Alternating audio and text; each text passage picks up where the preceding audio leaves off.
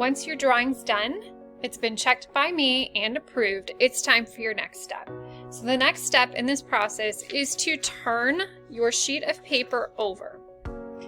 Once you've turned it over, you are going to cover the entire back of the paper all the way up to the edges with glue.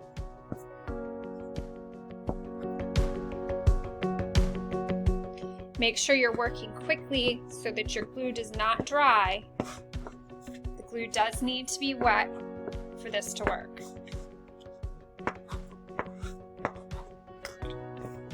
You should have gotten a piece of cardboard from me once I approved your drawing. Your cardboard might be white, it might be brown.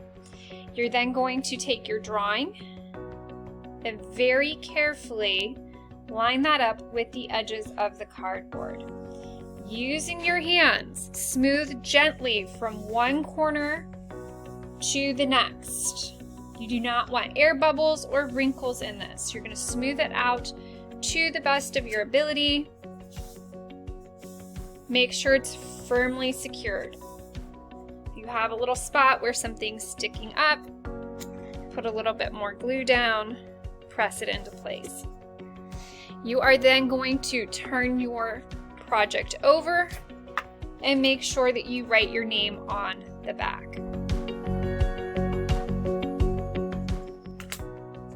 Okay. Once this is done, it's time to move on to the next part of the project. So you're going to put the glue sticks aside. For this, you will need scissors, a bottle of glue, and yarn. Okay, so they will be in containers like this at your table for you to use. The yarn should stay in the container and will get pulled out through the opening here. So we're doing foil embossing, which means we want to raise the lines of our drawing up by gluing yarn on top. So I am going to work carefully and by going over one line at a time. So I'm going to take my glue and I'm going to trace over the line of this circle. The next thing I'm going to do is I'm going to cut a piece of yarn, and then I am going to line that up on top of the glue and press it into place.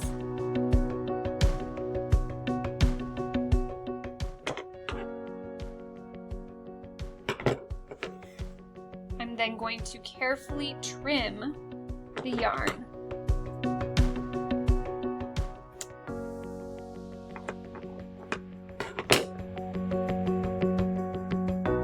Okay, I'm going to do my next line.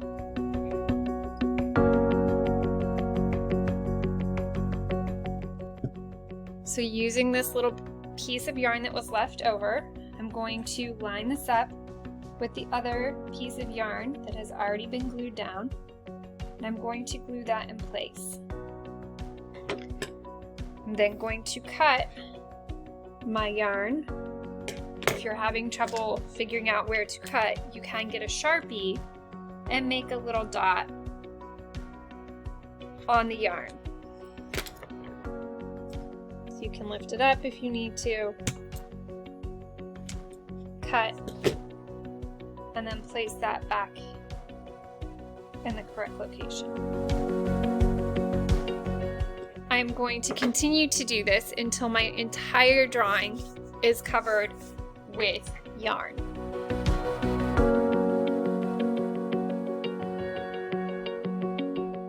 You can turn your project, mark where I want to cut,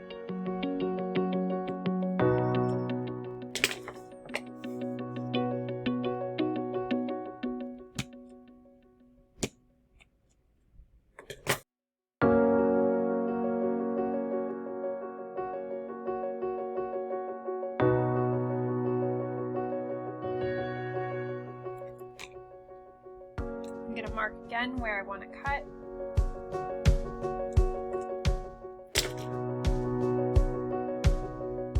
That back in place. So since I'll probably be sharing the yarn with people at my table, I can always cut the yarn as needed and get more, so that I am making sure that everybody at my table has the opportunity to use the yarn.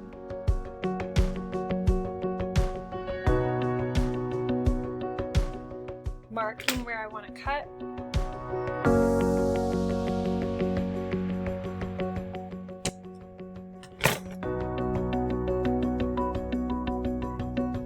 And again, I'm just going to continue to do this until my entire work is done.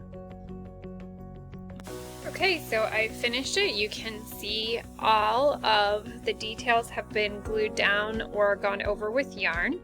And I did leave a few of my small details without yarn. I will add those back in with Sharpie once the project is covered with foil and we've finished the actual embossing part.